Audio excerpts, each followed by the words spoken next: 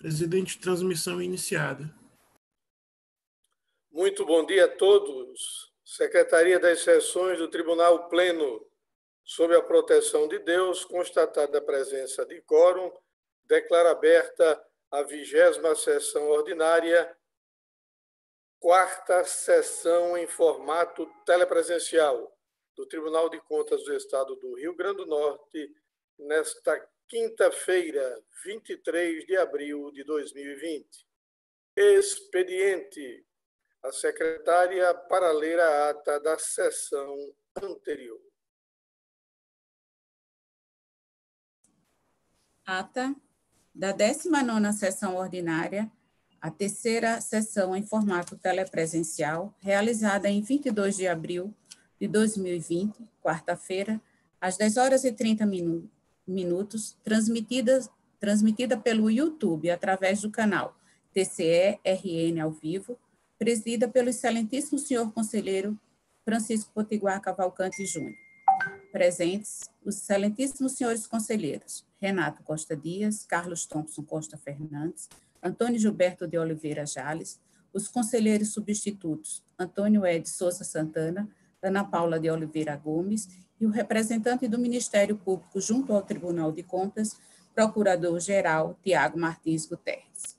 Ausências justificadas dos excelentíssimos senhores conselheiros Tarcísio Costa, Paulo Roberto Chaves Alves, Maria Adélia Salles e o conselheiro substituto Marco Antônio de Moraes Rego Montenegro.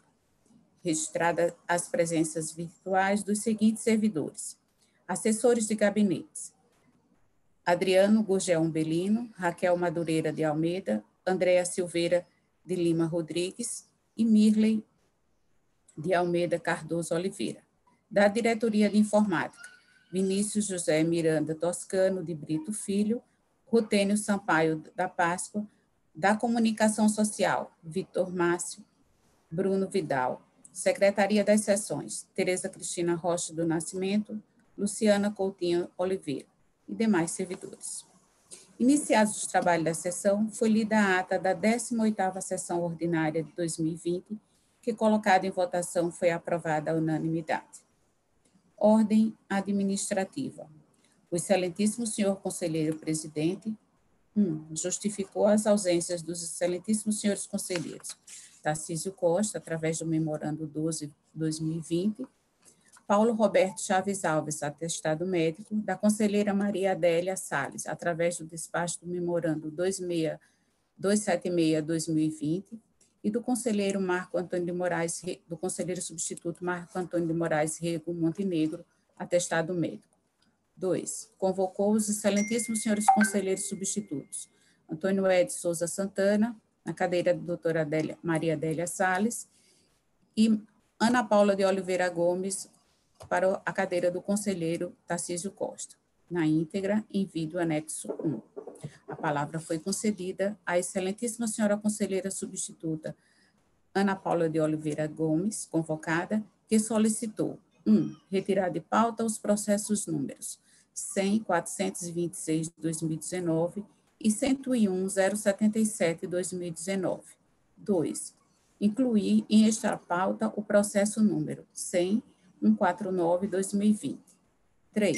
Comunicou a publicação do ensaio Impacto no Coronavírus nos Contratos Administrativos e Licitações, produzido pelo advogado Tibério de Araújo Coutinho Madruga. Este trabalho resume a recente Lei 13.979/2020 e já está atualizada pela MP 926/2020. Na íntegra, em vídeo, anexo 2. O excelentíssimo senhor conselheiro Antônio Gilberto de Oliveira Jales solicitou a disponibilidade do artigo, pois o assunto é de interesse do CNPTC. Na íntegra, em vídeo, anexo 3. O excelentíssimo senhor conselheiro presidente passou a ordem do dia.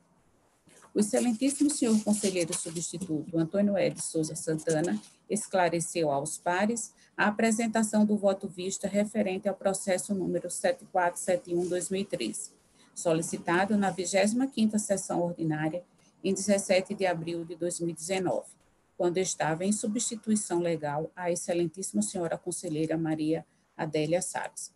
Discutiram o assunto os excelentíssimos senhores conselheiros, presidente Francisco Potiguar Cavalcante Júnior, Antônio Gilberto de Oliveira Jales e o relator do voto vista, Antônio Ed Souza Santana, na íntegra, em vídeo, anexo 3. Após a leitura do voto visto, foi devolvida a palavra ao excelentíssimo senhor conselheiro Carlos Thompson Costa Fernandes, relator original, que acostou-se ao voto visto. Colocado em votação, solicitou vista ao referido processo o excelentíssimo senhor conselheiro Antônio Gilberto de Oliveira Jales, ficando, portanto, a decisão sobrestada, na íntegra, em vídeo, anexo 4. Término da sessão ordinária, às 11h50. É só, senhor presidente.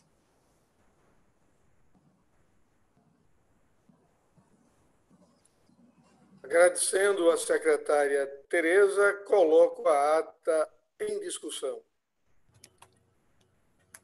Não havendo nenhuma proposição de emenda ou alteração, considero-a aprovada. Ordem administrativa. Na ordem administrativa, comunico inicialmente que o conselheiro substituto Antônio Ed Souza Santana irá substituir o conselheiro Marco Antônio de Moraes Rego Montenegro, de acordo com a portaria 106/2020, para o período 16/4 a 14/6, publicada no Diário Eletrônico de hoje, 23 de abril de 2020.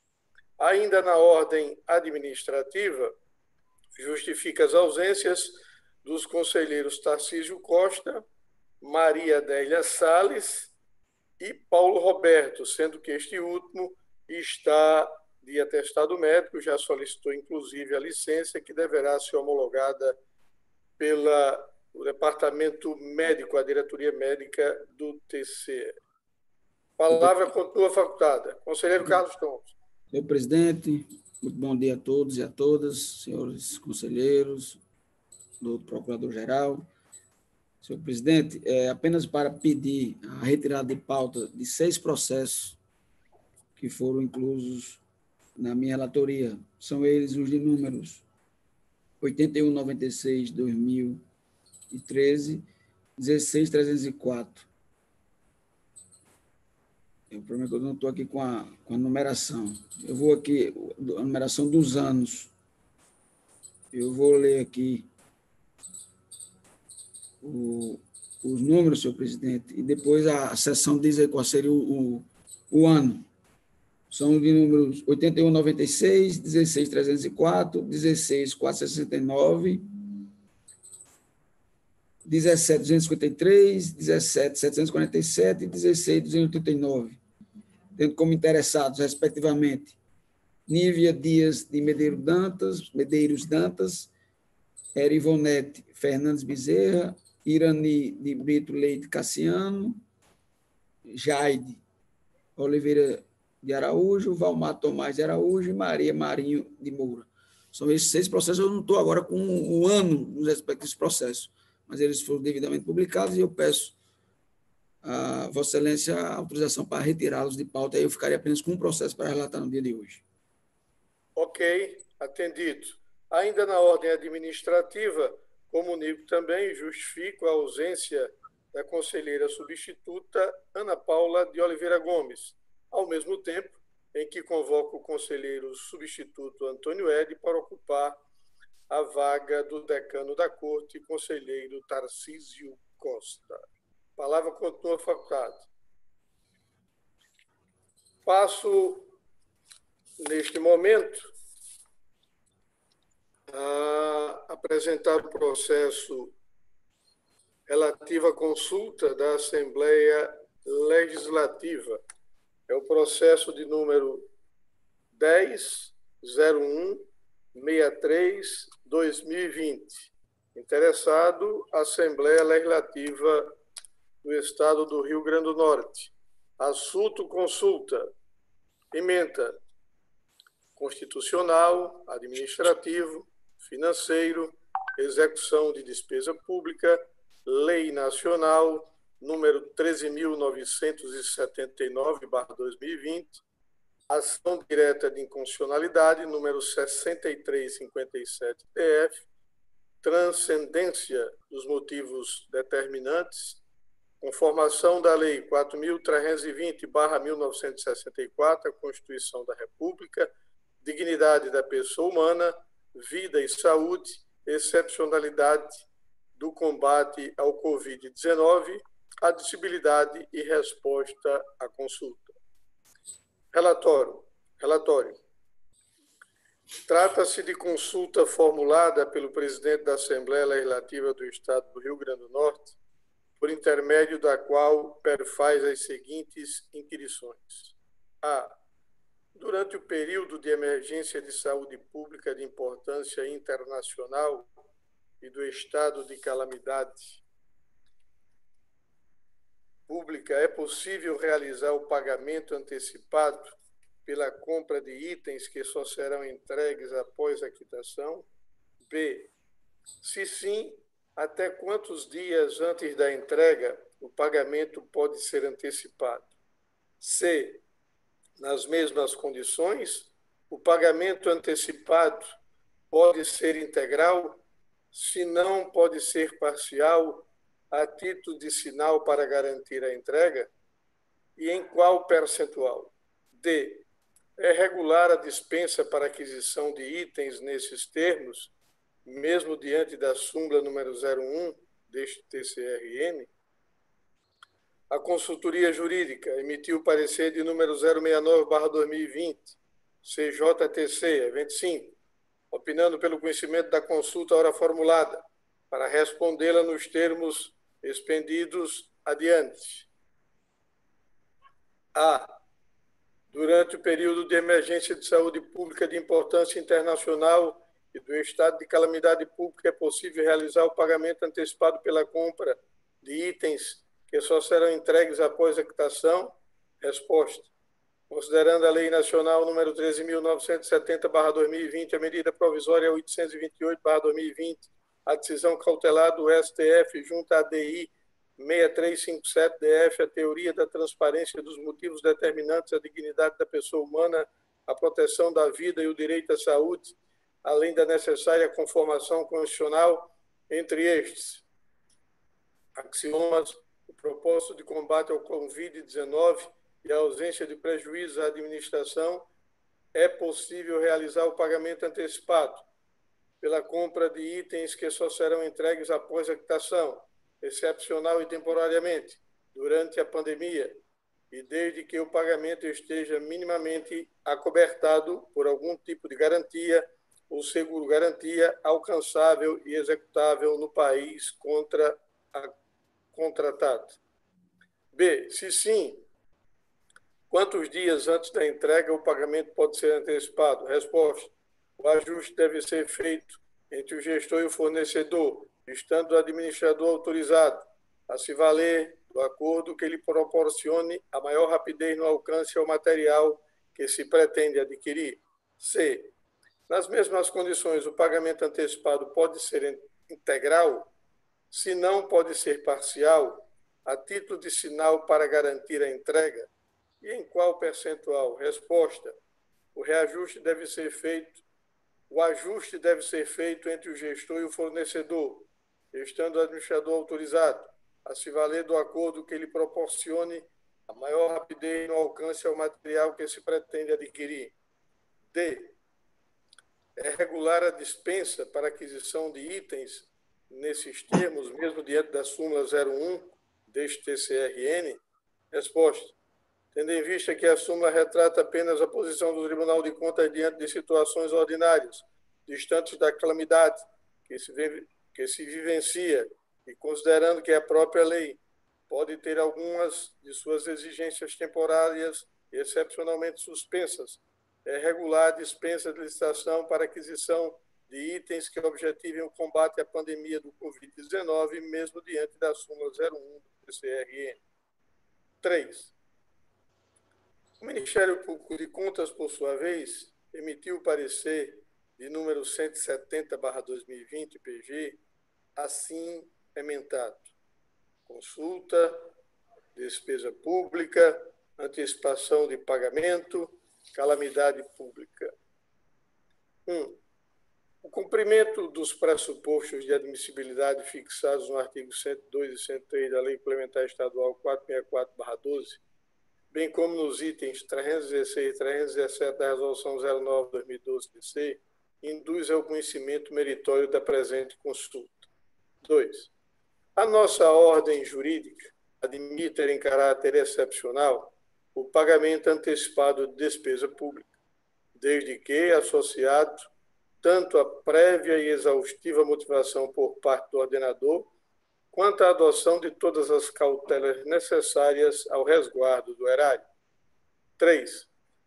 A súmula número 01 do TCRN não é compatível com a restrita hipótese de pagamento contratual antecipado admitida por nossa ordem jurídica e nem tampouco com qualquer procedimento de dispensa licitatória que lhe seja subjacente. 4. Parecer pela admissibilidade da consulta e, no mérito, por sua resolução em conformidade com a presente manifestação ministerial. É o relatório, passo a palavra ao doutor Tiago para fazer a sua exposição. Senhor presidente, senhores conselheiros substitutos, todos aqueles que nos assistem pela internet. A pergunta formulada pela Assembleia Legislativa, em suma, questiona se durante o período de emergência de saúde pública e do estado de calamidade é possível realizar o pagamento antecipado pela compra de itens. Esse é o ponto principal, é o cerne da questão, e é esse ponto que eu quero me ater. Quem ler as conclusões dos pareceres das manifestações da consultoria jurídica e do Ministério Público vai perceber que as respostas a esse quesito, elas são muito similares, elas seguem mais ou menos na mesma linha. Ou seja, pela possibilidade de pagamento antecipado, a possibilidade excepcional, desde que com o oferecimento de algumas garantias. Só que há uma diferença que eu acho fundamental nos pareceres, nas manifestações, que se refere à fundamentação. E é sobre essa fundamentação que eu gostaria de brevemente me manifestar. Por quê? Porque eu creio que a fundamentação, nesse processo, pode indicar a postura que o Tribunal de Contas vai ter, que estejam relacionados à pandemia, a esse momento excepcional que nós estamos vivenciando. A Conju, em uma manifestação muito bem escrita, muito bem arrazoada, parece admitir a possibilidade de pagamento porque nós vivemos nessa situação inédita. É uma fundamentação principiológica, baseada no direito à vida, proteção à saúde, dignidade da pessoa humana. Então, com esses fundamentos principiológicos, a Conju admite, excepcionalmente, um eventual afastamento de regras, um afastamento temporário de certas regras. Há uma citação à Lei Federal 13979, mas essa lei não trata de pagamento antecipado. Há uma menção à decisão do STF que suspendeu alguns dispositivos da LRF, mas essa decisão não trata de pagamento antecipado. Então, basicamente, os fundamentos da consultoria jurídica são fundamentos principiológicos, naturalmente, são fundamentos um pouco mais vagos, já que baseados em princípios constitucionais. E qual a diferença em relação à manifestação do Ministério Público? Nós também admitimos o pagamento antecipado, mas nossa manifestação segue a mesma linha de um parecer que nós fizemos há pouco tempo, em que se questionava basicamente a mesma coisa, acerca da possibilidade do pagamento antecipado. Nós admitimos, por quê? Primeiro, no artigo 40 da Lei de Licitações, existe um dispositivo que admite a possibilidade de desconto por eventuais antecipações de pagamento. E segundo, porque a jurisprudência do Tribunal de Contas da União, ela já vinha admitindo, já é uma jurisprudência antiga, que já admite excepcionalmente o pagamento antecipado na compra de itens, desde que atendido 3 requisitos. Primeiro, a previsão no ato convocatório. Segundo, a existência no processo de um estudo fundamentado, comprovando a real necessidade e a economicidade da medida. E terceiro, o estabelecimento de garantias que resguardem a administração. Então, essa já é a jurisprudência do Tribunal de Contas da União, que nós já vínhamos utilizando para fundamentar questionamentos nesse sentido. Ou seja, esses critérios já são para situações excepcionais. Eles independem de pandemia, de declaração de emergência internacional de saúde pública. E qual o ponto que eu queria destacar? Porque, só para ressaltar que, para a gente resolver essas questões que vão surgir, a gente não precisa criar uma jurisprudência de pandemia, uma jurisprudência de Covid-19, criar um precedente casuístico. Ou seja, o ordenamento jurídico já prevê soluções para essas situações excepcionais. E quando elas não existem, o Congresso Nacional pode editar novas normas, como foi o caso da Lei 13.979. Sempre, ou seja, eu quero apenas ressaltar que a gente tem que usar os critérios tradicionais de interpretação, a jurisprudência que já existe, que a gente não precisa criar algo novo específico para esse caso, né, para esse momento que a gente está vivenciando. É óbvio que essa crise ela tem contornos, tem aspectos inéditos, mas é fato que outras crises que a gente já vivenciou e que a gente ainda vai vivenciar também tem seus aspectos inéditos, né? A gente já vinha passando por uma crise inédita na história do país, envolta em uma crise política que chegou à deposição de um presidente da República.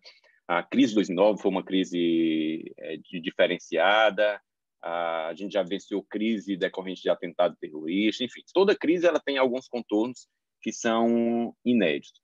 E mesmo a declaração de emergência internacional, senhores conselheiros, ela não é algo raro. Uma pesquisa rápida que a gente fez, a gente encontrou nos últimos 11 anos, houve 6 declarações de emergência internacional à saúde, uma média de basicamente uma declaração de emergência a cada 2 anos. Então, houve uma declaração de emergência internacional em 2009 em razão da pandemia do H1N1. Em 2016, houve uma declaração de emergência internacional em razão do Zika vírus, né, que atingiu o Brasil, foi o país mais atingido, e houve outras declarações no mesmo sentido. Então, não é algo raro, né, é algo que é até relativamente comum. É claro que as consequências dessa pandemia elas são inéditas. Mas o fato que eu quero dizer, que eu queria ressaltar, é que a gente não precisa, em razão da declaração de emergência internacional, porque esse é o questionamento feito pela Assembleia, afastar regras concretas. A gente pode utilizar nossos critérios tradicionais de interpretação, as soluções que já são previstas no ordenamento jurídico, e eu faço questão de ressaltar isso porque as decisões do Tribunal de Contas elas vão servir de orientação aos gestores, então a gente tem que ter muito cuidado com a fundamentação e com aquilo que a gente vai orientar os gestores. Então, assim, a gente sempre deve, sim, levar em conta as dificuldades do gestor, né? Mas sempre tendo em conta as soluções já previstas no ordenamento e as regras que o controle externo prevê. Então, era só isso que eu queria destacar, senhor presidente, senhores conselheiros. Obrigado. Ok. Agradecendo ao doutor Tiago Martins Guterres, Procurador-Geral de Contas, passo à conclusão do voto. Isto posto, acatando integralmente os pareceres da Consultoria Jurídica e do Parquê Especial, conheço da presente consulta e, no mérito, voto pela concessão de resposta ao consulente nos termos abaixo. A. Durante o período de emergência de saúde pública de importância internacional e do estado de calamidade pública, é possível realizar o pagamento antecipado pela compra de itens que só serão entregues após a quitação? Resposta. Considerando a Lei Nacional número 13.979/2020, a medida provisória 928/2020, a decisão cautelar do STF junto à ADI 6357-DF a teoria da transcendência dos motivos determinantes, a dignidade da pessoa humana, a proteção da vida e o direito à saúde, além da necessária conformação constitucional, entre estes axiomas, o propósito de combate ao Covid-19 e a ausência de prejuízos à administração, é possível realizar o pagamento antecipado pela compra de itens que só serão entregues após a quitação excepcional e temporariamente durante a pandemia, e desde que o pagamento esteja minimamente acobertado por algum tipo de garantia, ou seguro-garantia, alcançável e executável no país contra a contratada. Letra B. Se sim, até quantos dias antes da entrega o pagamento pode ser antecipado? Resposta. O ajuste deve ser feito entre o gestor e o fornecedor, estando o administrador autorizado a se valer do acordo que lhe proporcione a maior rapidez no alcance ao material que se pretende adquirir. Pergunta C. Nas mesmas condições, o pagamento antecipado pode ser integral? Se não, pode ser parcial, a título de sinal para garantir a entrega, e em qual percentual? Resposta. Este quesito detém idêntica resposta ao segundo questionamento. Resposta D. É regular a dispensa para aquisição de itens nesses termos, mesmo diante da súmula número 01 deste TCRN? Resposta. Tendo em vista que a súmula retrata apenas a posição do Tribunal de Contas diante de situações ordinárias, distantes da calamidade que se vivencia, e considerando que a própria lei pode ter algumas de suas exigências temporária e excepcionalmente suspensas, é regular a dispensa de licitação para que a aquisição de itens que objetivem o combate à pandemia do Covid-19, mesmo diante da súmula número 01 do TCRN. É o meu voto que submeto ao plenário ao qual sou membro. Se alguém quiser fazer algum comentário, fique à vontade. Se não, aqueles que concordarem permaneçam como se encontram. Senhor presidente. Pois não, conselheiro Carlos Thompson. Senhor presidente, pelo que eu entendi da manifestação do eminente procurador-geral, e ouvi atentamente o voto de Vossa Excelência, efetivamente não há, digamos assim, divergência de entendimentos no que se refere à resposta principal à indagação da consulta, né? Que é possível, sim, haver pagamento antecipado diante da situação gravíssima subsistente em relação ou em decorrência da pandemia que todo mundo vem passando.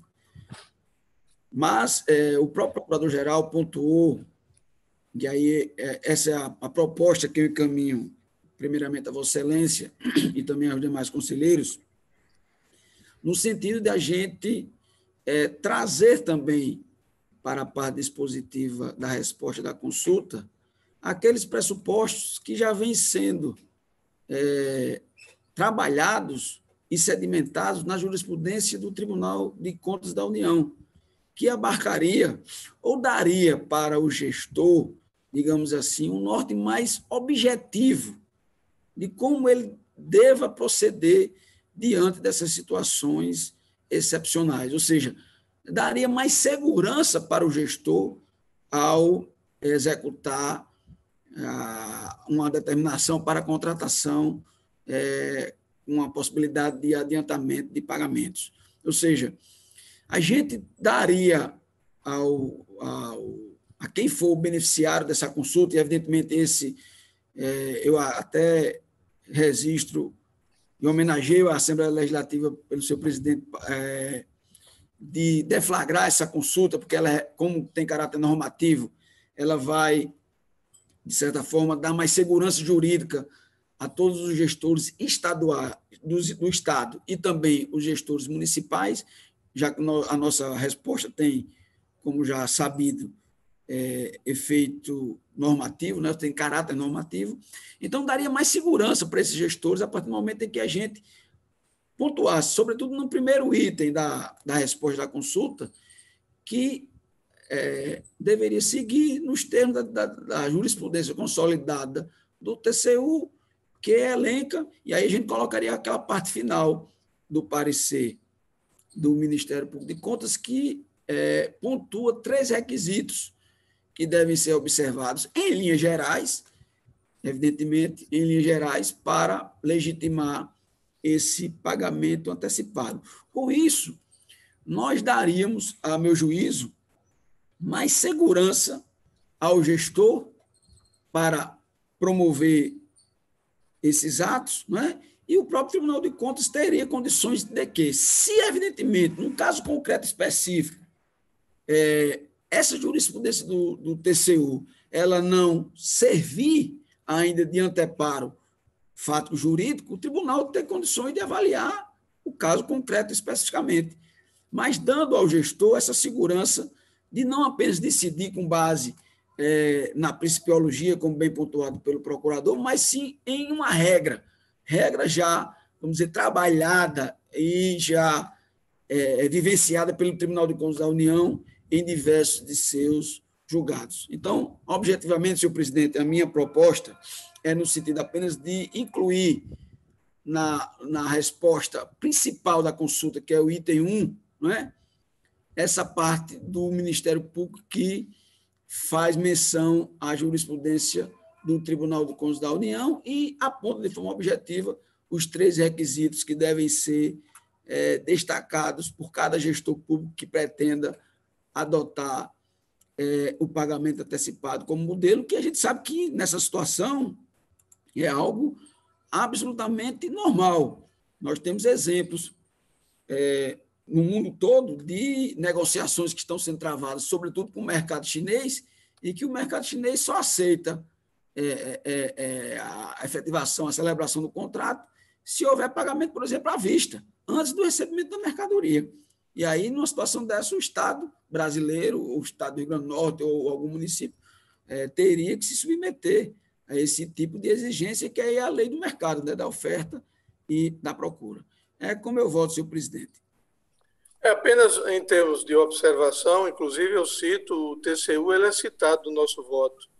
Tem aqui no item 16, por exemplo, assim o pagamento só deve ser efetuado se a despesa tiver sido regularmente liquidada, ou seja, se tiver ocorrido a efetiva entrega dos produtos e prestação de serviço nos termos do artigo 63, resguardando eventuais intempéries e prejuízos ao erário. O ordenador de despesa deve ter cautela em relação a tal averiguação, sob pena de ser responsabilizado, conforme entende o Tribunal de Contas da União. Aí relata aqui a jurisprudência do próprio TCU. Aqui tem a ministra Ana Reis, citada no nosso voto, o ministro Marcos Benquerer, o ministro Valdson Alencar, outro do ministro Marcos Benquerer, o ministro José Múcio Monteiro, outro voto da ministra Ana Reis, como também o ministro José Jorge. Então, ele já está previsto no nosso voto, mas continua em discussão aí, ouvi também os demais conselheiros. Gilberto, com a palavra. Senhor presidente, eu ouvi atentamente o voto de Vossa Excelência, a manifestação da consultoria, a qual parabenizo, e também a sustentação do Dr. Tiago Guterres. Eu coloco aqui que nós estamos trabalhando no CNPTC com um grupo exatamente tratando de vários itens da interpretação dessa legislação novíssima a respeito da situação de pandemia, etc. E temos colocado lá algo que é fundamental.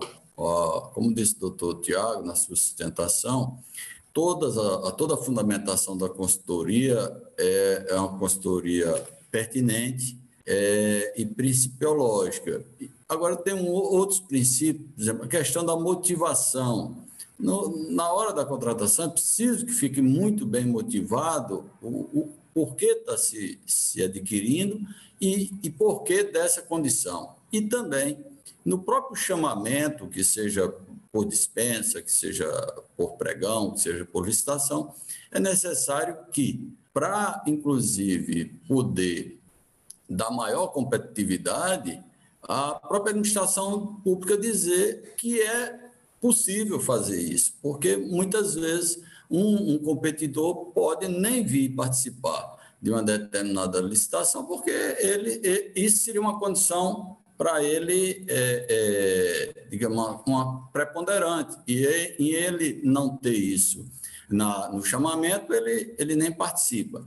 Então, eu voto no sentido de que se some essa fundamentação, trazendo esses elementos, pelo menos esses elementos da motivação e de que faz parte da fundamentação do TCU, para dentro do voto que soma toda a fundamentação trazida pela consultoria à fundamentação que o tribunal já recorrentemente vem aplicando, e não vejo que isso traga nenhum prejuízo ao gestor. Pelo contrário, eu vejo que isso vai trazer mais segurança ao gestor, não vai burocratizar o processo, porque ele já vai fazer um chamamento e vai dizer que há previsão de, por exemplo, de antecipar, e vai permitir que haja muito maior competitividade e mais segurança, como também... Convergentes, as teses são convergentes, né? Não são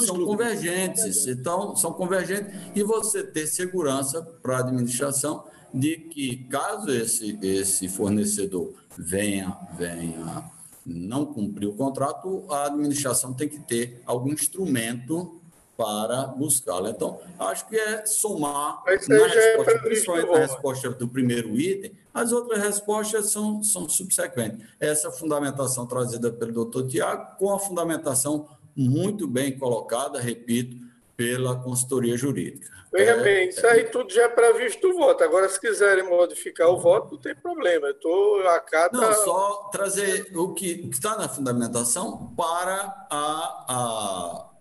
a conclusão, né? Colocando esses pontos, pelo menos esses 3 pontos. Excelência, presidente. Conselheiro Ed. Pelo que eu percebi da fala do outro procurador e até da manifestação lançada nos autos, há uma preocupação de ordem prática também aí levantada pelo Ministério Público. Quer dizer, olha, nós podemos optar entre 2 estratégias. Uma seria aproveitar esta consulta que surgiu em razão desta emergência específica e já fornecer uma resposta de caráter normativo que poderá embasar, né, a realização de pagamentos antecipados em circunstâncias similares, em razão de outras emergências que venham a surgir, de outras situações de emergência que venham a surgir, ou responder tão somente no sentido de embasar as contratações realizadas para o enfrentamento desta crise específica, né?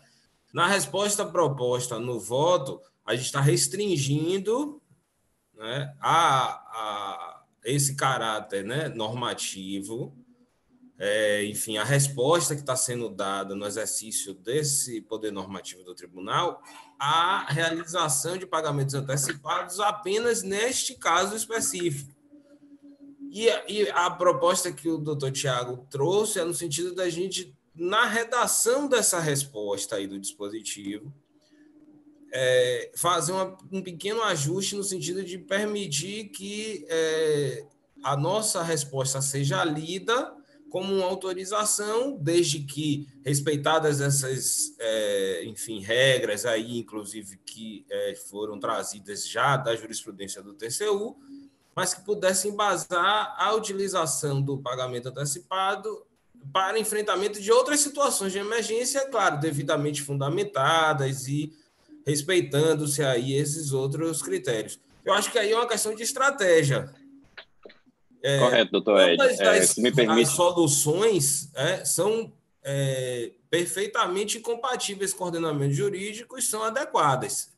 A questão é uma estratégia que a gente deve pensar aí sobre qual, né, representaria a melhor saída, né, no caso. Doutor Tiago. Doutor Ed, senhor presidente, exato. Isso que o doutor Ed coloca é o que eu vejo como a diferença fundamental. A manifestação da consultoria jurídica, ela autoriza o pagamento antecipado temporariamente, só nessa situação específica de pandemia. A nossa manifestação, ela se estende a qualquer situação excepcional, né? Com base na jurisprudência do Tribunal de Contas da União, né? Uma jurisprudência construída a partir de um dispositivo legal no artigo 40 da Lei de Licitações. Então, em qualquer situação excepcional, desde que justificada, desde que explicada a racionalidade da mimicidade, desde com garantia, será autorizado o pagamento antecipado. Então, a gente, inclusive, já colocou a gente já fez um parecer similar, um processo que ainda não foi colocado em votação, recentemente, o mesmo fundamento, com o mesmo dispositivo, com a mesma conclusão, para qualquer... E não era situação de pandemia, era uma situação excepcional.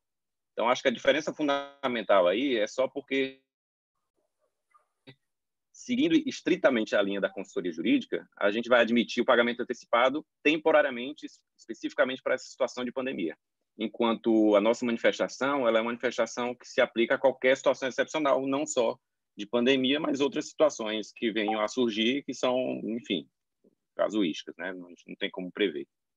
Ok. Então, vamos construir aqui essa sugestão, com base nessa sugestão do doutor Tiago, para que eu possa trazer uma fundamentação que, inclusive, já tem no voto, essa questão do TCU, passando também para a resposta efetivamente, né? De modo que ela possa servir para as outras situações, não digo iguais, mas parecidas em casos excepcionais, em casos em que haja realmente a calamidade pública. Seria mais ou menos isso, se todos concordarem. Qualquer situação motivada para amarrar mais o... justificada. Pois não, Gilberto? Pois não, Gilberto? Resposta que tem mais fundamentação ainda, porque eu tenho a somatório da fundamentação da consultoria e do MP, e para o gestor traz mais segurança. Ele vai motivar e justificar, independente se é só nesse momento ou se é outra situação. Vamos imaginar uma situação individual de um município onde ocorreu, por exemplo, uma catástrofe. Essa situação, essa consulta vai estar abarcando também essas situações. Tranquilamente. Contribuição muito importante, inclusive. Estou a favor, até mesmo que eu também cito no voto, mas realmente na conclusão, na resposta, não foi incluído.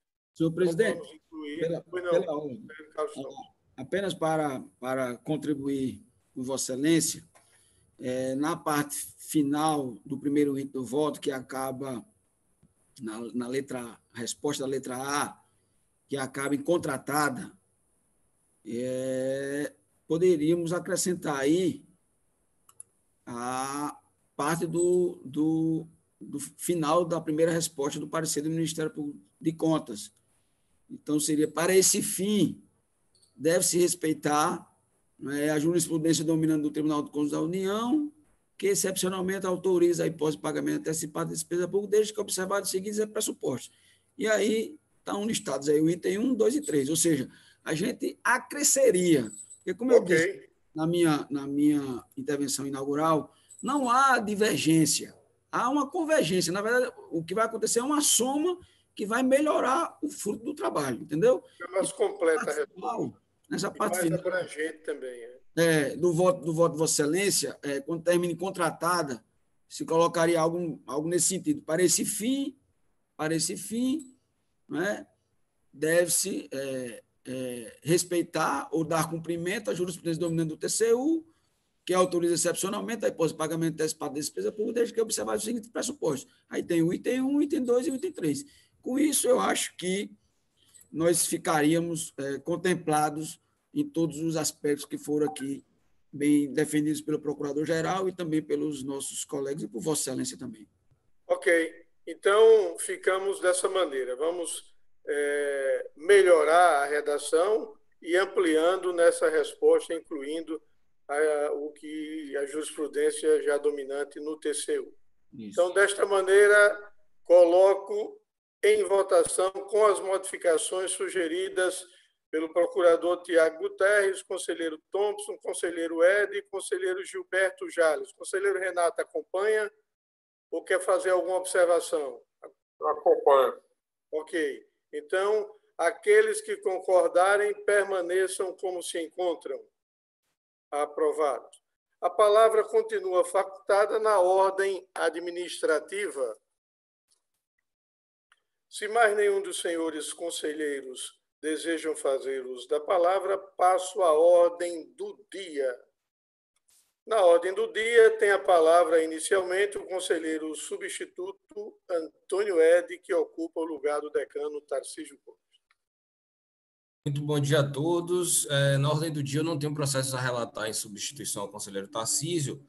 Retorno na sequência natural da ordem do dia para relatar os processos da minha relatoria originária. Ok, agradecendo ao conselheiro Antônio Ed, passo a palavra ao conselheiro Renato Dias.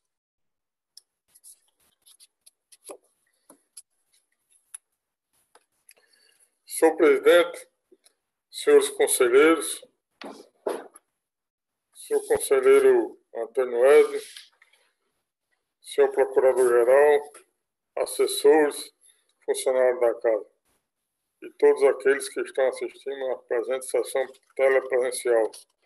Tenho relatado 16 processos, senhor presidente, sendo que o primeiro deles é o 6.220/2016, TCRN, interessado Clara de Souza Soares, assunto aposentadoria. Relatório. Trata dos presentes autos da aposentadoria concedida à servidora Clara de Souza Soares, no cargo de auxiliar de saúde, classe A, referência 16 do quadro geral do pessoal do Estado, da Secretaria de Estado de Saúde Pública, CESAP. Após regular a instrução processual, o corpo técnico desta Corte de Contas constatou a existência de incorporação de vantagem de natureza transitória nos proventos da parte interessada, referente ao adicional de insalubridade e adicional noturno, o que apresenta vedação constitucional. Finalizou a informação sugerindo a denegação do registro da matéria. Em ato conjunto da PPG, o Corpo Instrutivo e o Ministério Público Judicial ratificam a informação da DAP. O que importa relatar, passa a fundamentar. Em breve relato, depreende-se da análise da apreciação do ato concessivo da aposentadoria para fim de aprovação e registro da matéria nessa Corte de Contas, que após regular a instrução processual, verificou o Corpo Instrutivo em sua informação que no momento da passagem para inatividade ocorreu a incorporação de vantagens de natureza transitórias, quais sejam adicional de insalubridade e adicional noturno, que apresenta vedação constitucional indo de encontro aos preceitos legais. Inclusive, especificamente, sobre o tema da incorporação de adicional de insalubridade, o Superior Tribunal de Justiça já fixou entendimento pacífico de que esta verba deve ser paga apenas na atividade enquanto o servidor estiver exposto aos agentes nocivos à saúde.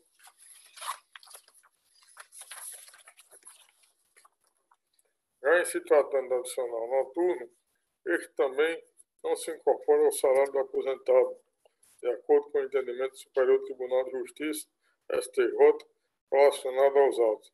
Destaque, infere-se que as duas vantagens transitórias como exposto nos parágrafos anteriores, só devem ser percebidas enquanto o funcionário está prestando o serviço que as enseja, porque são retribuições pecuniárias protelaborem, ou seja, cessado o trabalho que lhes dá causa ou desaparecido motivos excepcionais e transitórios que a justificam, extinguem-se a razão do seu pagamento, logo não há como ser incorporados a referidas vantagens na remuneração do servidor aposentado.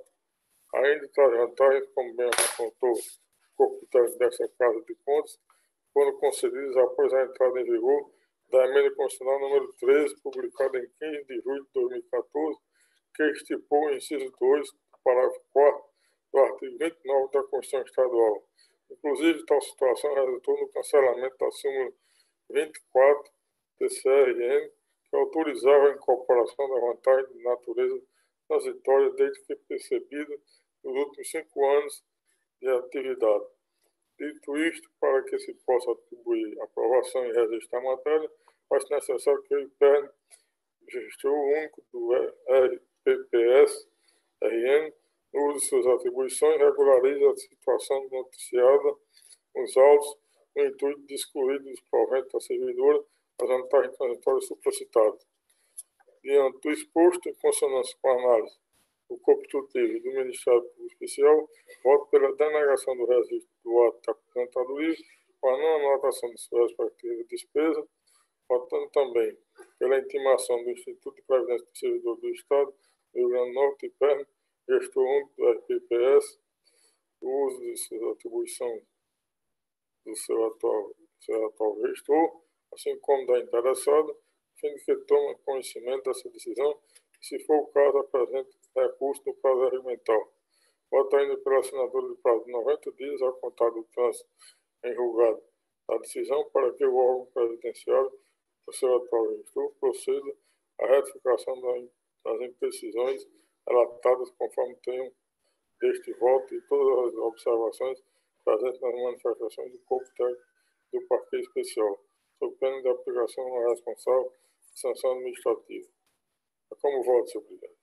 Os outros 15 processos inseridos e especificados na pauta de julgamento dos processos de minha relatoria, que foi publicado no Diário Eletrônico dessa Corte de Contas, trata da mesma matéria, ao anteriormente relatado, já exaustivamente debatido nesse plenário, e, portanto, com base no artigo 188 do Regimento Interno dessa Corte de Contas, dispensa a leitura individual do e-mail e voto no mesmo sentido pela denegação das aposentadorias em destaque, em razão da impossibilidade da incorporação das vantagens transitórias atinentes ao adicional de salubridade e adicional noturno, devendo, pois, ocorrer as devidas ratificações. É só, senhor presidente. Agradecendo ao conselheiro Renato Dias, passo a palavra ao conselheiro Carlos Thompson. Senhor presidente, já saudei a todos. Eu tenho apenas, senhor presidente, um processo para relatar, é o de número 15.957/2016. O presente processo trata de aposentadoria concedida a Leneide Farias Pereira, no cargo de enfermeiro, classe C, referência 13 do quadro pessoal da Secretaria de Estado da Saúde Pública, CESAP. Após análise dos autos no ensejo da ação coordenada para fim de tratamento de estoque da Diretoria de Atos de Pessoal, DAP, efetivado nos termos do provimento número 1/2019, a DAP e o MP de Contas, em ato conjunto, sugeriram a manifestação desta Corte pelo prejuízo no exame do ato, visto que ao tempo do falecimento da aposentada, em epígrafe, o ato aposentador correspondente não havia sido objeto de apreciação por este tribunal, bem como opinaram pela notificação do estudo de previdência na pessoa de seu atual gestor para que providencie a remessa, se houver, do processo de pensão por morte respectivo, nos moldes do artigo 96.4 da Lei Complementar 464/2012. É o relatório. Voto. Que tanto os atos de inativação submetidos à apreciação desta Corte de Contas para fim de registro e como tecer algumas considerações. A intenção do registro da aposentadoria efetuado por este tribunal consiste em averiguar a legalidade do ato nativatório, constatada certa irregularidade e proceder à sua desconstituição, com o escopo de restaurar a legalidade administrativa. Ocorre que o falecimento do servidor público, episódio vindouro ao ato nativatório, tem o condão de exaurir os efeitos financeiros decorrentes da aposentadoria. Aí, porque a DAP e o MP seguem a orientação segundo a qual, sobrevindo a perda do objeto no processo de aposentadoria, pela morte da parte interessada em epígrafe, estaria prejudicado o exame do registro do ato que se extinguiu, a aposentadoria. Nesse sentido, senhor presidente, há jurisprudência pacífica desta Corte de Contas, como também do Tribunal de Contas da União. Daí porque, ante o exposto, acolhendo o ato conjunto da DAP e do MPC, voto pelo reconhecimento de que o óbito da parte interessada em EPIC prejudica o registro do ato concessivo da aposentadoria, mas com a ressalva que poderá haver seu exame de legalidade no procedimento próprio de eventual pensão.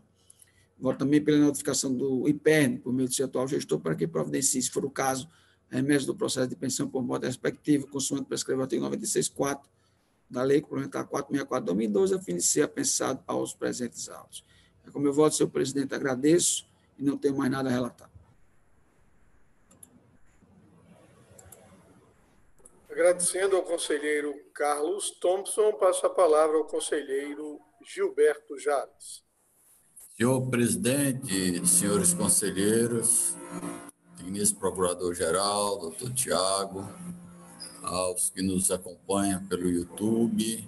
Senhor presidente, eu inicio relatando o processo 702.096/2012, cujo jurisdicionado é a Câmara Municipal de Espírito Santo, Rio Grande do Norte. É uma prestação de conta de acordo com a resolução 22/2011, isso referente ao exercício 2012. Na realidade, é um recurso. Os responsáveis são Ana Augusta Simas Aranha Teixeira de Carvalho e Maria Fernanda Simas Aranha Teixeira de Carvalho. E tem advogados habilitados no processo, o doutor Felipe Augusto Cortez Meira de Medeiros, OAB Rio Grande do Norte, 3.640, o doutor Afonso Adolfo de Medeiros Fernandes, OAB Rio Grande do Norte, 3.937. Trata-se, portanto, senhor presidente, de pedido de reconsideração interposto conjuntamente pelas ex-gestoras da Câmara Municipal de Espírito Santo, a senhora Ana Augusta Simas Aranha Teixeira de Carvalho e a senhora Maria Fernanda Simas Aranha Teixeira de Carvalho, em face ao Acordo 82 de 2015 desse tribunal, que desaprovou a prestação de contas referente ao exercício 2012 por impropriedades quanto ao cumprimento dos prazos para a entrega e publicação das prestações de contas bimestrais e do relatório de gestão fiscal. No seu pedido de reconsideração, alegam, em síntese, que não houve dolo, no caso concreto, bem como que, em relação ao arbitramento das multas, deveriam ter sido levados em consideração os princípios da razoabilidade e da proporcionalidade. Além disso, defendem ambas que o Tribunal de Contas não pode impor multa com base em resolução, além de que todos os relatórios foram enviados, o que ocasionou total publicidade das informações. Aduzem ainda que as multas devem ser afastadas porque, aspas, com a efetividade temporal da entrega dos relatórios, não pode prevalecer a tese da ausência de divulgação do ato, fecho aspas. Por fim, propugnam pela aprovação da prestação de contas e, subsidiariamente, que se afaste ou reduza uma das multas aplicadas no valor de R$ 15.598,80, imposta à senhora Maria Fernanda Simas de Carvalho, em razão do atraso de apenas um dia de prazo na publicação do RGF do segundo bimestre de 2012. Estado a pronunciar-se, o Ministério Público manifestou-se nos termos do parecer 1381/2015, datado dia 6 de julho de 2015, de autoria do então Procurador-Geral, o doutor Luciano Silva Costa Ramos. Esse opinou pelo conhecimento do recurso, mas no mérito opinou pelo seu desprovimento.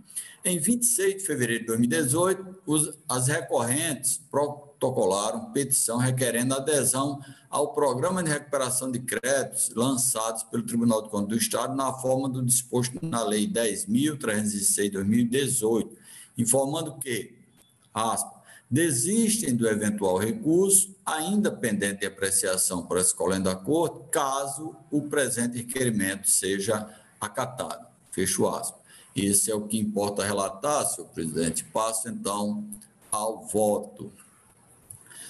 Antes de apreciar o recurso em tela, impõe-se reconhecer a inviabilidade da petição protocolada pelos recorrentes no tocante à adesão ao Programa de Recuperação de Créditos. Primeiramente, deve-se observar que a Lei Estadual 10.306 de 2018, que instituiu aquele programa, delimitou a sua aplicabilidade para débitos já constituídos no período de sua vigência. Portanto, pressupondo, aliás, condenação por decisão já transitada em julgado.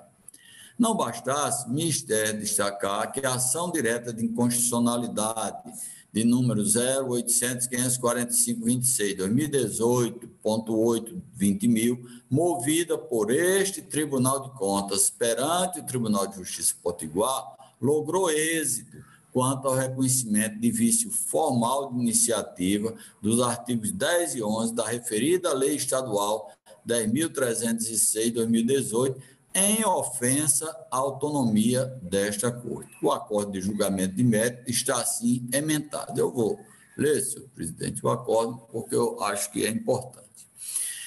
Emenda constitucional, ação direta de inconstitucionalidade, pretendida declaração de nulidade dos artigos 10 e 11 da Lei Estadual 10.306 de 2018. Violação da autonomia do Tribunal de Contas Estadual no exercício de sua função fiscalizatória. Inconstitucionalidade em face dos artigos 46, 48, inciso 3º, 53, inciso 7 e 56, incisos 2 e 3 da Constituição Estadual do Rio Grande do Norte. Procedência do pedido com a declaração por arrastamento da inconstitucionalidade da regulamentação do Decreto 27.676 de 2018, no que diz respeito ao Programa de Recuperação de Créditos lançado pelo TCRN, procedência do pedido.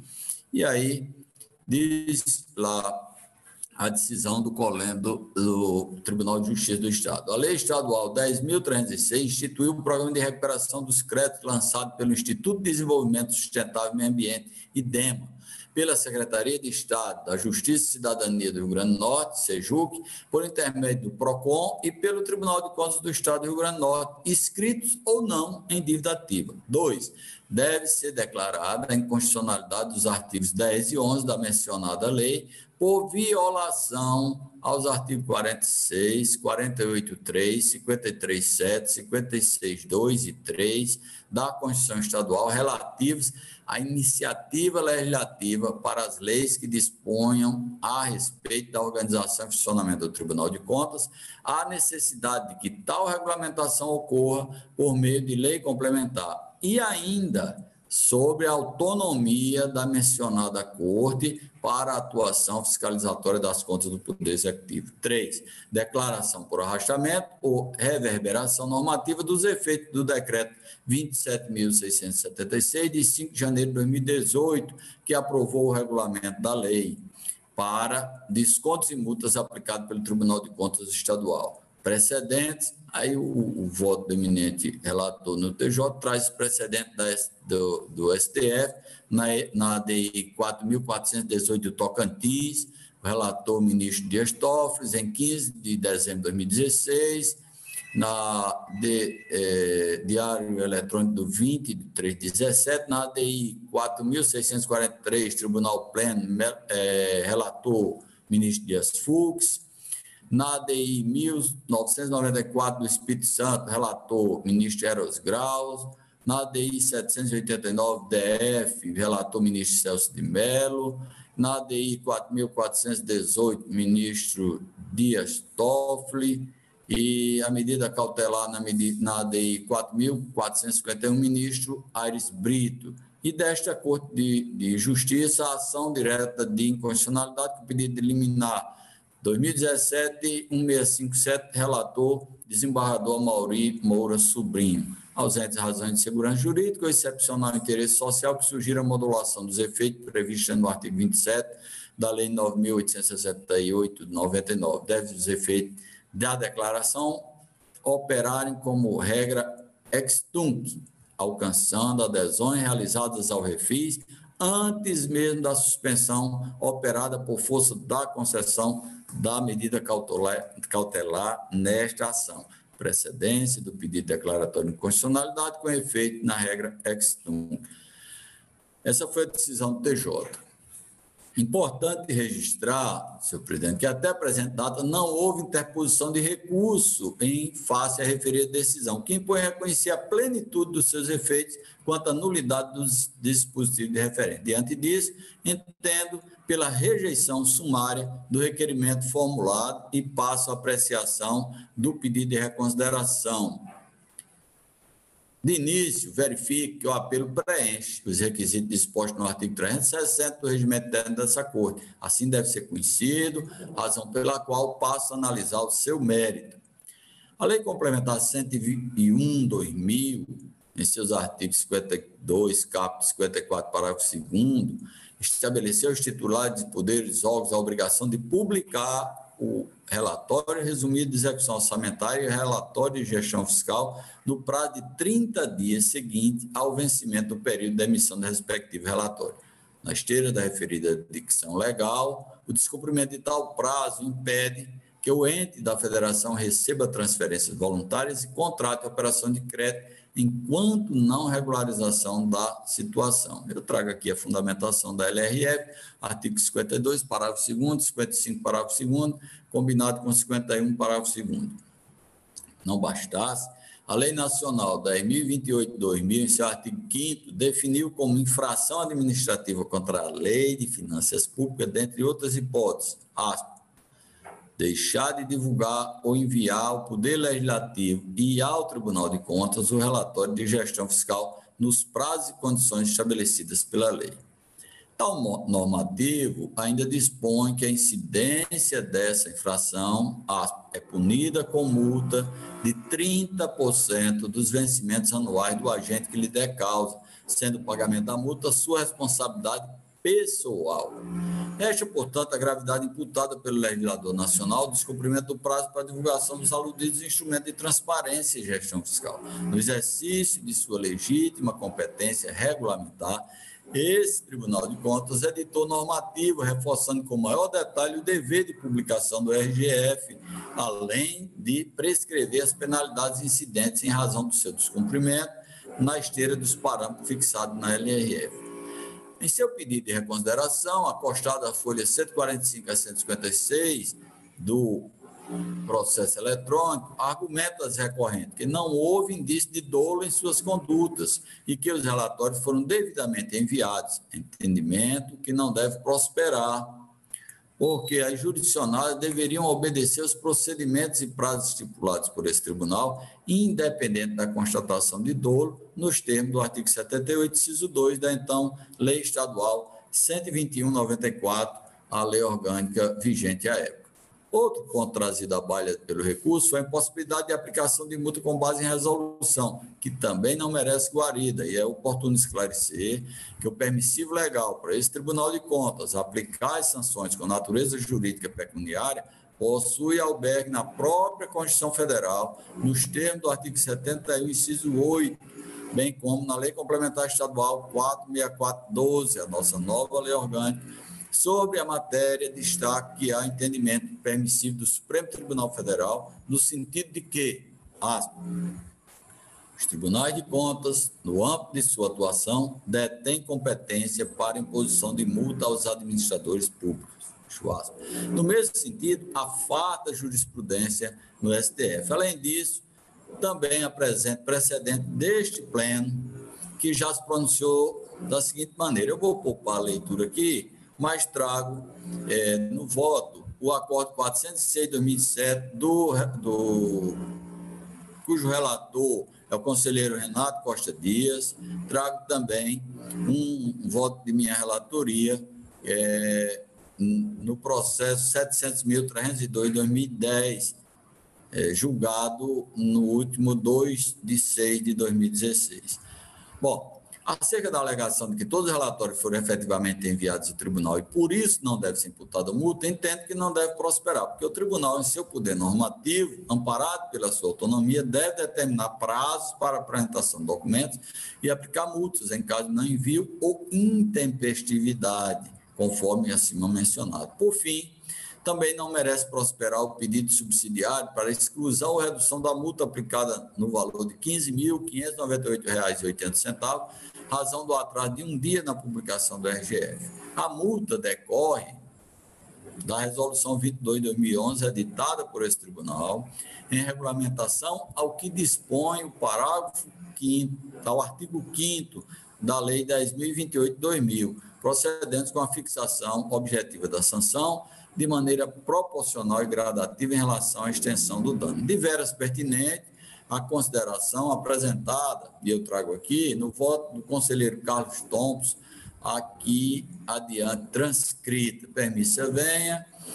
É fato, diz o conselheiro Carlos Thompson no seu voto, que esse Tribunal de Contas do Estado, por meio da resolução, trouxe regulamento mais benéfico ao gestor, justamente em observância estrita aos princípios da razoabilidade e da proporcionalidade. É o que se verifica na leitura do artigo 26 da Resolução 22 de 2011. Isso porque previsão de multa em virtude do descumprimento dos prazos para entrega de divulgação do RGF decorre de lei em sentido formal, qual seja a Lei Federal 10.028, de 19 de outubro de 2000, não tendo sido criada por resolução dessa Corte. Veja que se a referida lei não faz qualquer tipo de gradação em relação aos dias de atraso, assim como não houvesse a distinção proporcional prevista no diploma regulamentar editado por essa Corte, todo e qualquer atraso cometido pelo gestor seria sancionado com multa igual, qual seja 30% dos seus vencimentos anuais. Isso está no voto do processo 701.068 de 2012, que produziu o acordo 31 de 2017 de relatoria do conselheiro Carlos Thompson, em um processo cujo jurisdicionado é a Prefeitura Municipal de Eloy de Souza, julgado por este pleno em sessão do dia 24 de janeiro de 2017. Ademais, o posicionamento desse tribunal, que seja o pleno como a primeira e a segunda Câmara, é no sentido de que o atraso de um dia não é fato em ensejar afastamento da multa. Eu trago aqui também, num voto do conselheiro Paulo Roberto Chaves Alves, que produziu o acordo 34 de 2017, o jurisdicionado da Prefeitura Municipal de Boa Saúde, e também trago um voto de minha relatoria no processo 15.176 de 2014, julgado e cujo interessado era a Câmara Municipal de Lucrécia.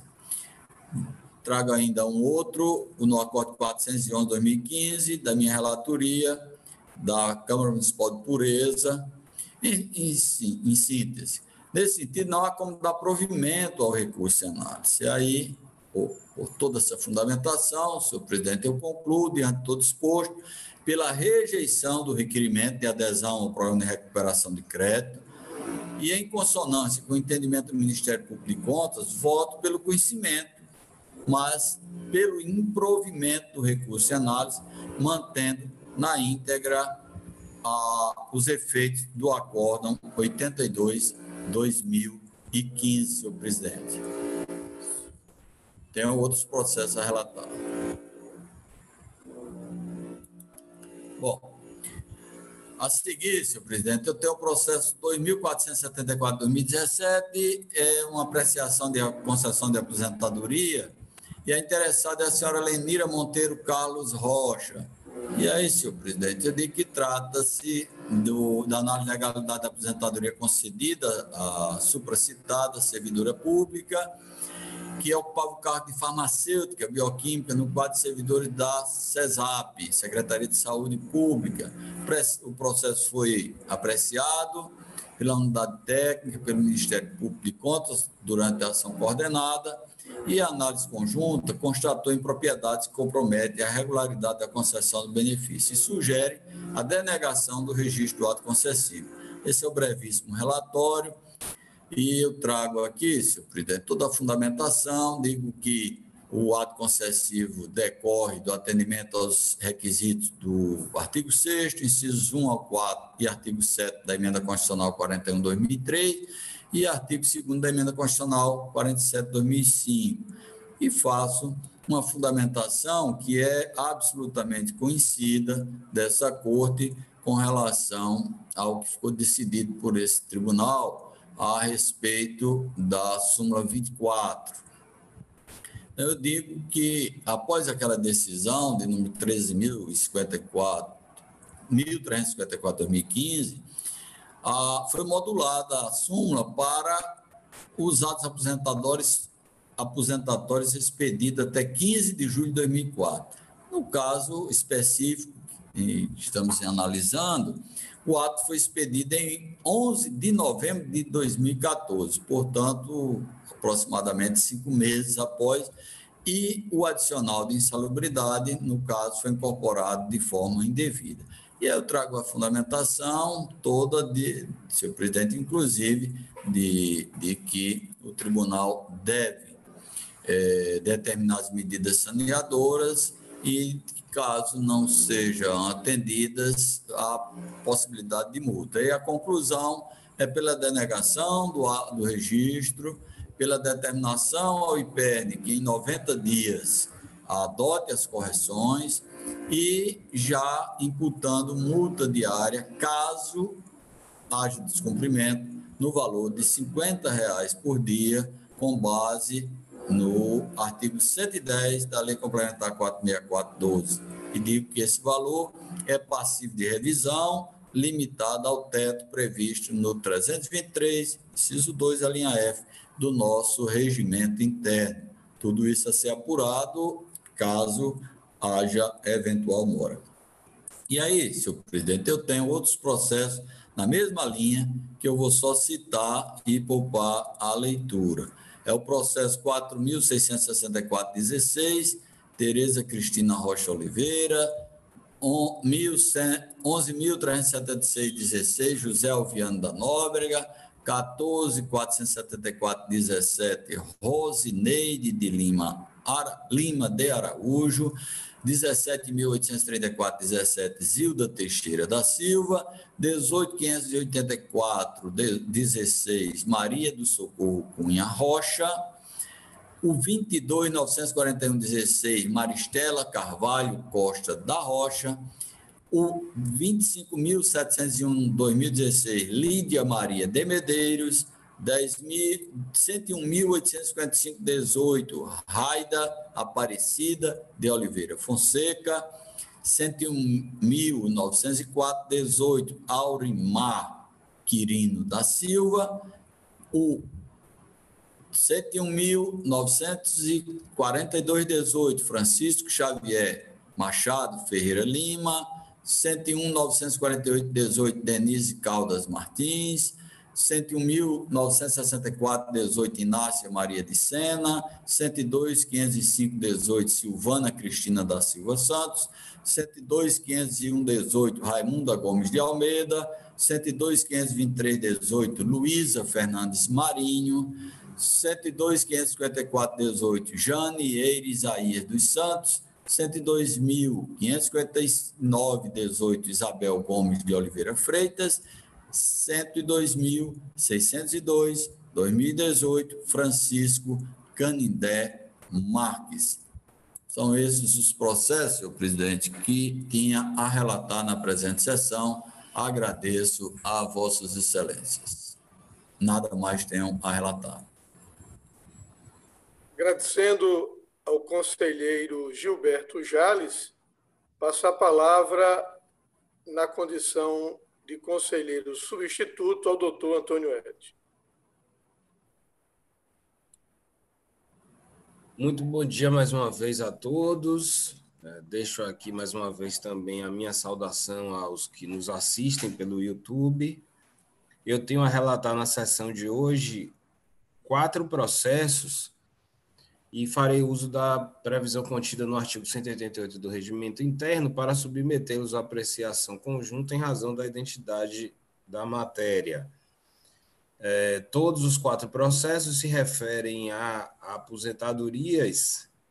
No âmbito desses processos, foram incorporadas vantagens de natureza transitória aos proventos. Todos os atos se referem a ocupantes de cargos da Secretaria de Saúde Pública. Todos foram analisados no âmbito da ação coordenada para tratamento do estoque de processos da nossa área de pessoal, e todos os atos foram concedidos em 2018, portanto, todos posteriores à data de 15 de julho de 2014. Na fundamentação, eu trago todo o exame da nossa jurisprudência a respeito dessa matéria. Já foi, inclusive, aqui nessa mesma sessão de hoje, né, objeto de apreciação deste tribunal no âmbito dos processos que foram relatados pelo conselheiro Renato Costa Dias e também pelo conselheiro Gilberto Jales, que versaram também sobre essa mesma temática. Eu peço vênia para dispensar suas excelências da leitura de toda a fundamentação, registrando apenas que, no caso desses 4 processos de aposentadoria, eles foram, como eu mencionei, expedidos após a data de 15 de julho de 2014, que era a data limite para a incorporação desse tipo de vantagem a partir da modulação dos efeitos da extinta súmula 24 deste tribunal. Registro ainda a impossibilidade da aplicação do artigo 29, parágrafo 4º da Constituição Estadual, com a redação dada pela Emenda Constitucional 16 de 2015, em razão dos atos estarem fundamentados em regras transitórias previstas pela Emenda Constitucional 41 de 2003 e pela Emenda Constitucional 47 de 2005, né, no caso, com proventos calculados com base na integralidade. Portanto, resta irregular a incorporação dessas vantagens de natureza transitória no caso dos autos, para então, ao final, em consonância com o entendimento defendido pelo corpo técnico e pelo Ministério Público de Contas, propor aos senhores conselheiros a denegação de registro aos atos, a expedição de determinação ao órgão previdenciário, para que no prazo de 90 dias após o trânsito em julgado dessa decisão adote as correções necessárias. No caso de descumprimento da decisão, aqui propõe imposição de multa diária no valor de R$50 por cada dia de descumprimento, a intimação do atual gestor do IPERN e das partes interessadas, registrando, por fim, que a denegação não enseja a suspensão do pagamento dos proventos e demanda tão somente a sua correção consoante as determinações expostas anteriormente, senhor presidente. Eram essas as propostas de voto que tinha a trazer a julgamento na sessão de hoje.